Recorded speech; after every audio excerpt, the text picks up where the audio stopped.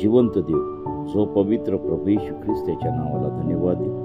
कलसेकरास पत्राचा 3 अध्याय 12 वचनापासून मी आपल्यासाठी वाचतो. तेव्हा तुम्ही देवाचे पवित्र व प्रिय असे निवडलेले लोक आहात, म्हणून करुणायुक्त हृदय, ममता, सौम्यता, लीनता, सहनशीलता ही धारण करा. एकमेकाचे सहन करा आणि कोणाविरुद्ध कोणाची गाऱ्हाणे असल्यास आपसात क्षमा करा.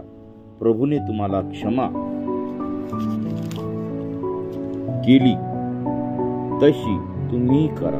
पूर्णता करणारे बंधन अशी जी प्रीती ती ह्या सर्वावर धारण करा. ख्रिस्ताची शांती तुमच्या अंतःकरणात राज्य करो. तिच्याकरिता तुम्हाला एक शरीर असे पाचरण्यात आले आहे आणि तुम्ही कृतज्ञ असा. ख्रिस्ताचे वचन तुम्हामध्ये भरपूर राहो. परस्परास सर्व ज्ञानाने शिकवण द्या व बोध करा. आपल्या अंतःकरणात देवाला स्तोत्रे, गीते व आध्यात्मिक गायने कृपेच्या प्रेरणेने गा. आणि बोलणे किंवा करणे जे काही तुम्ही कराल ते सर्व प्रभू येशूच्या नावाने करा आणि त्याच्याद्वारे देव जो पिता त्याची उपकार स्तुती करा.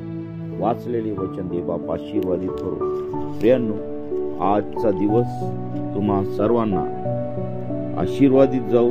आजचं देवाचं वचन आम्हाला सांगतं की तुम्ही देवाचे पवित्र व प्रिय असे निवडलेले लोक आहात. होय प्रियांनो, आम्ही देवाचे पवित्र आणि प्रिय निवडलेले असे लोक आहोत.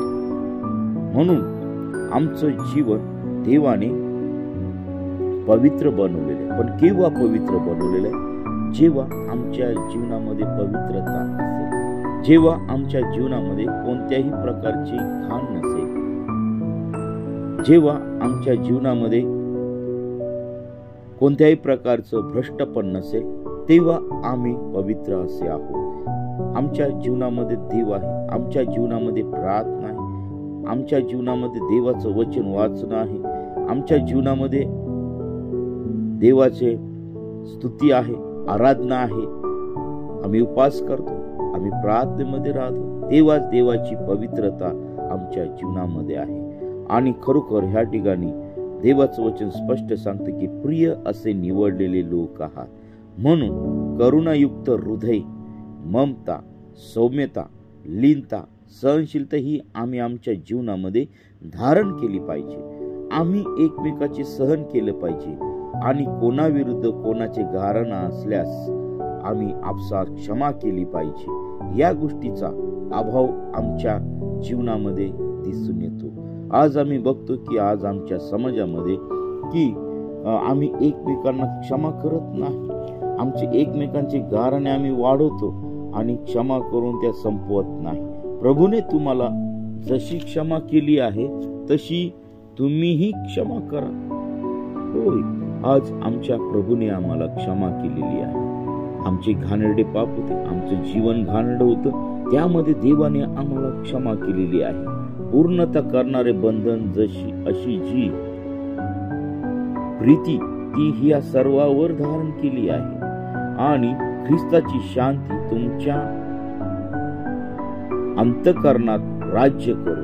तिच्याकरिता तुम्हाला एक शरीर असे पाचारण करण्यात आले आहे आणि तुम्ही कृतज्ञ असा. हो, ख्रिस्ताची शांती आमच्या अंतःकरणात राज्य करो.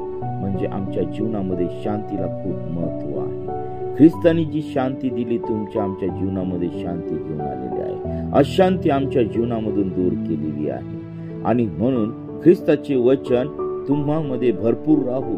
परस्परास सर्व ज्ञानाने शिकवण द्या, बोध करा. आपल्या अंतःकरणात देवाला स्तोत्रे, गीते व आध्यात्मिक गायने कृपेच्या प्रेरणेने आम्ही गायला पाहिजे. आणि आपले बोलणे रुचकर बोलणे किंवा भरणे जे काही तुम्ही कराल ते सर्व प्रभू येशूच्या नावाने करा आणि त्याच्याद्वारे देव जो पिता त्याची उपकार स्तुती आम्हाला करत राहायला पाहिजे. आमचे बोलणे हे रुचकर असले पाहिजे आणि जे काही आम्ही करतो ते प्रभूच्या नावामध्ये आम्ही केलं पाहिजे. हो, आम्हाला जे काही करायचंय म्हणजे वाईट गोष्टी आम्हाला येशूच्या नावाने करायचं नाहीत, तर आम्हाला ज्या चांगल्या गोष्टी आहेत, ज्या देवाने आम्हाला सांगितलेल्या आहेत, ज्या देवाच्या इच्छेप्रमाणे आहेत, त्या सर्व गोष्टी आम्हाला ते प्रभू येशूच्या नावाने करायला पाहिजे आहे. आणि त्याच्याद्वारे देव जो पिता त्याची आम्ही उपकार स्तुती केली पाहिजे. या छोट्याशा वाचनाद्वारे देव तुम्हाला मला आशीर्वाद देव आणि आजच्या दिवसभरातील सर्व कामकाज करण्यासाठी तुम्हाला मला शक्ती पुरव. आमेन.